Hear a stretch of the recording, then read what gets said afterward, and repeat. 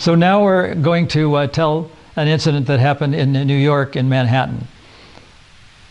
I heard the late Brahmananda tell this incident, so I'm going to retell it in my own words. He was very worried about Prabhupada because he'd been in hospital, he'd had a heart attack, and Brahmananda felt that he had to have a consultation with a doctor.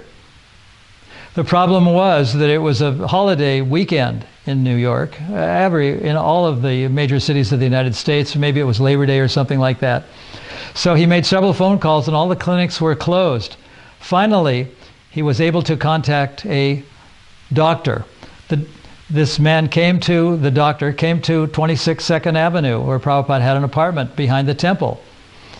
And this man was kind of elderly, walked kind of strangely and looked disheveled, but he was a doctor. So he examined Prabhupada. Then Brahmananda and the doctor had a consultation in another room, very near to where Prabhupada was staying.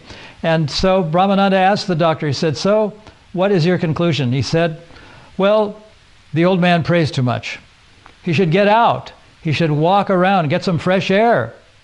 That's what he should do. That's my conclusion."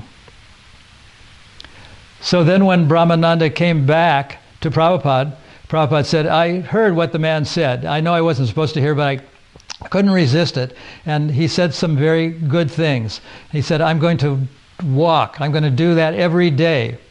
And later on, when Prabhupada was in St. Moritz, Switzerland. St. Moritz is an alpine resort hotel where the snow is sometimes 2 yards deep outside. Prabhupada was walking up and down the hotel corridor because it was his morning walk. And so the beginning of the morning walks was the consultation with this pseudo-doctor. Not a pseudo-doctor, but a real doctor. But it was the beginning of the legendary morning walks in which Prabhupada used as important forums for talking about spiritual philosophy. Hare Krishna.